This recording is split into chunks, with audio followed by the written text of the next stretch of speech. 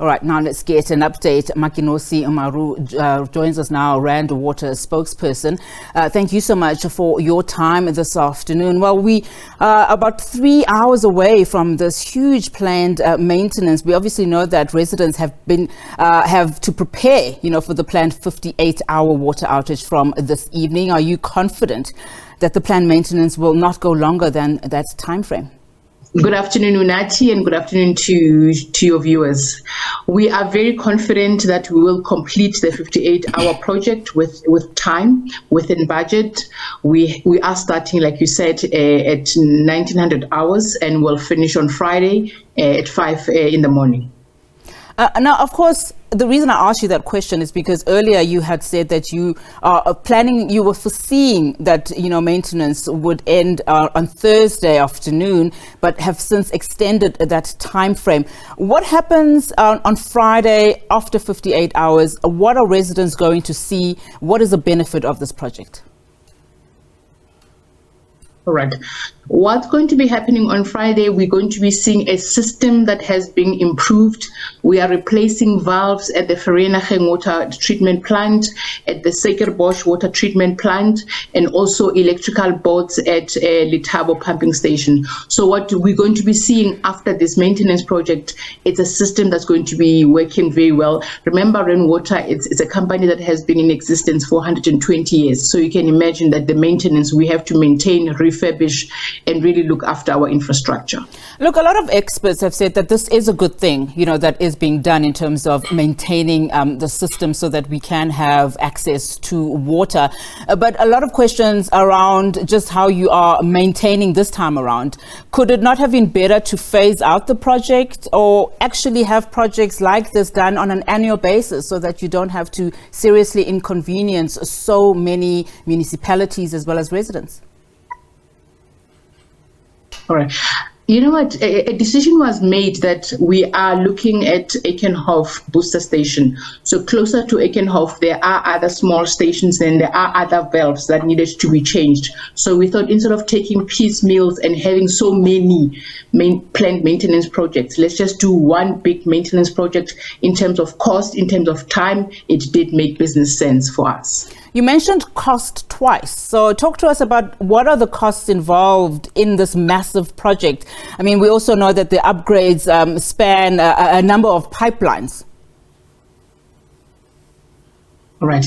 We do have we do have a budget for the next 5 years, including starting from this year. We have 5 billion that has been budgeted just for maintenance. So that forms part of this project that we are working on. All right, so we obviously know that Eskom had said that, we are looking well in as far as capacity is concerned, but they've since ramped up load shedding. What are your concerns about the impact that load shedding might cause on your upgrades? Right, we have factored that. We do have a system in place so that if there is a load shedding, we are able to continue with our work, obviously in line with our project plan. But also you'll remember that at our water treatment plants in Vereeniging and Suikerbos, we do not get load shedding. From time to time, we do get power dips and power trips. We do call in Eskom to come and fix and rectify the problem as soon as possible. But we do have plans in place should we have a power dip or power failure. There's been a lot of notices that have been, sent around, different notices from various institutions, including yourselves, to residents. Some residents being told that they will only have 40% of water of their capacity affected. Some residents have been told that they will have a slower flow of water, and some will be severely impacted. Just can you unpack it and explain it to us? What is the impact on residents? All right. With regards to nodes that are doing rounds on social media with regards to percentages, I think municipalities are best placed to really give an update with regards to percentages.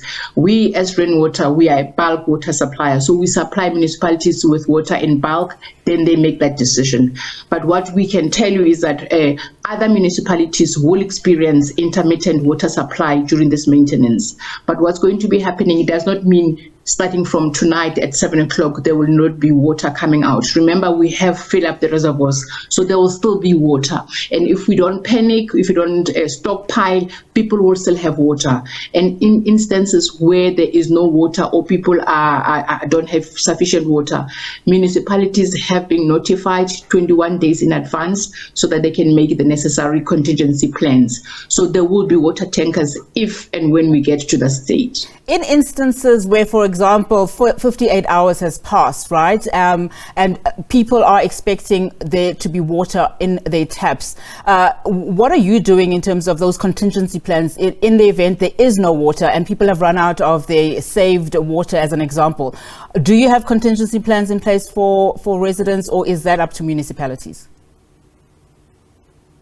That's where municipalities come in. Hence, I was mentioning that if we get to that point, there will be water tankers that will be supplying residents with water.